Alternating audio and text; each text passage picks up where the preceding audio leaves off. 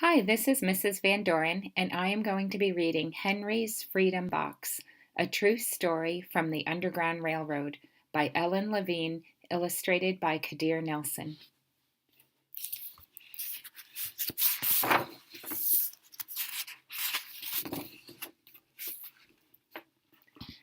Henry Brown wasn't sure how old he was. Henry was a slave, and slaves weren't allowed to know their birthdays.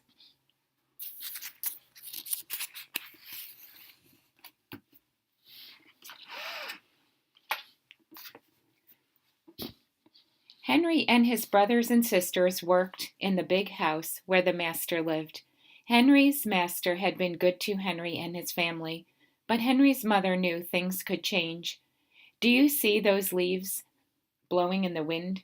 They are torn from the trees, like slave children are torn from their families.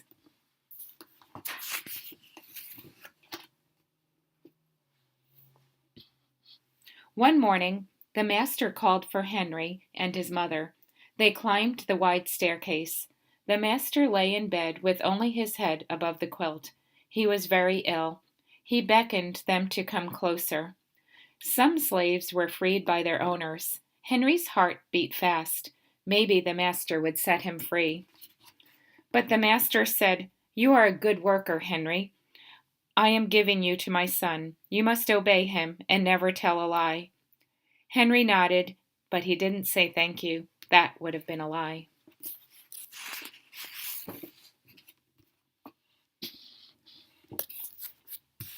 Later that day, Henry watched a bird soar high above the trees.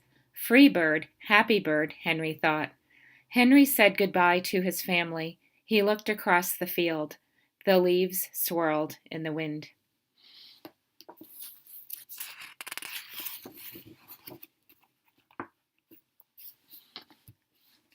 Henry worked in his new master's factory. He was good at his job. "Do not tear that tobacco leaf," the boss yelled at the new boy. He poked the boy with a stick. If you made a mistake, the boss would beat you.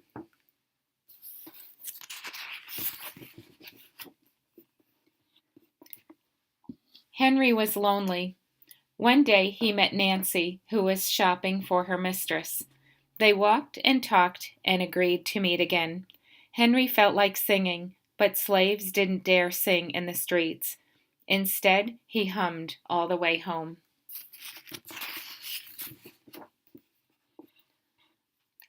Months later, Henry asked Nancy to be his wife.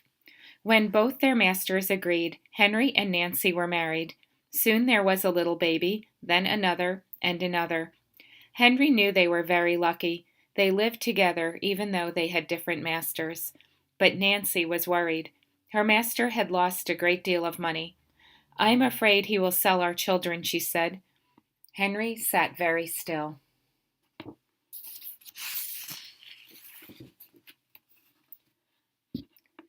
Henry worked hard all morning. He tried to forget what Nancy had said.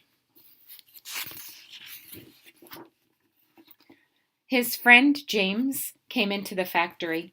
He whispered to Henry, "Your wife and children were just sold at the slave market."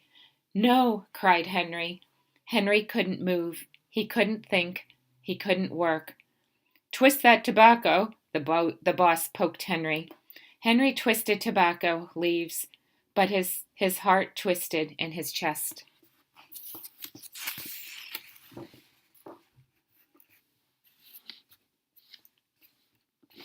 At lunchtime, Henry rushed to the center of town. A large group of slaves was tied together. The owner shouted at them. Henry looked for his family. "Father, father!" Henry watched his children disappear down the road. Where was Nancy? He saw her at the same moment she saw him. When he wiped away his tears, Nancy too was gone.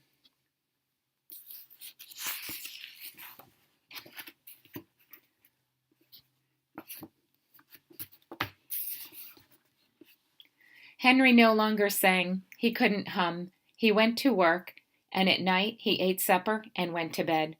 Henry tried to think of happy times, but all he could see were the carts carrying away everyone he loved. Henry knew he would never see his family again.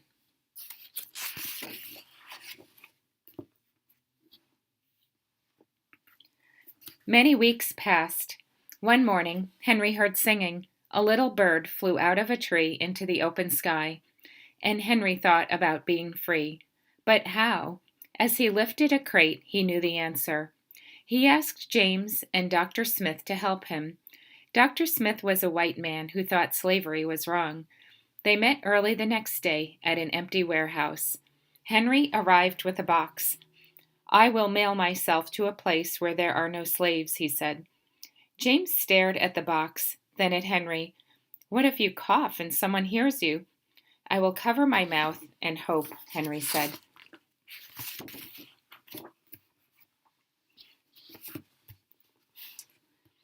Dr. Smith wrote on the box, "To William H. Johnson, Arch Street, Philadelphia, Pennsylvania." Henry would be delivered to friends in Philadelphia. Then he printed on the crate in big letters, "This side up with care."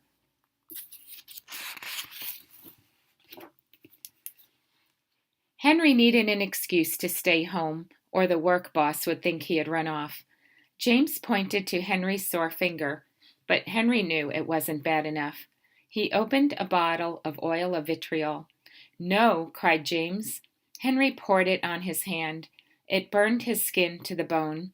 Now the boss would have to let him stay home. Dr. Smith bandaged Henry's hand. They arranged to meet the next morning at 4 o'clock.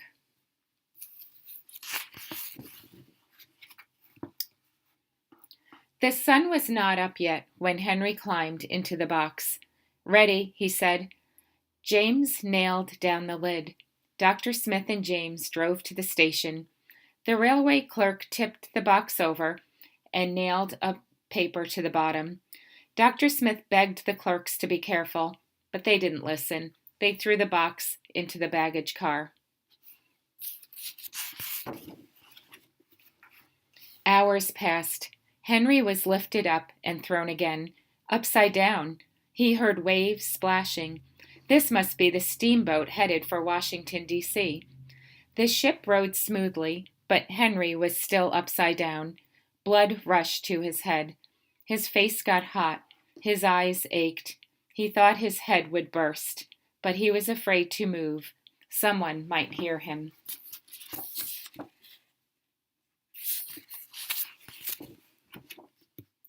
"I'm tired of standing," someone said. "Why don't we move that box and sit on it?" said another. Henry held his breath. Could they be talking about his box? Henry was pushed. The box scraped the deck. Now he was on his right side, now his left, and suddenly right side up.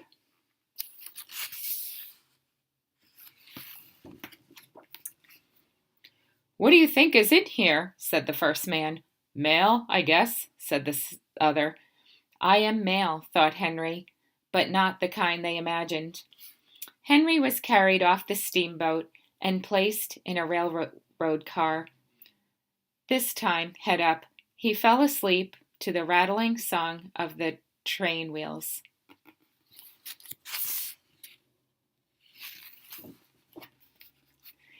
He awoke to loud knocking. "Henry, are you all right in there?" "All right," he answered. The cover was pried open. Henry stretched and stood up. 4 men smiled at him. Welcome to Philadelphia. At last, Henry had a birthday, March 30th, 1849, his first day of freedom, and from that day on, he also had a middle name. Everyone called him Henry Box Brown. The author's note tells you about the Underground Railroad, so I hope you enjoyed this book.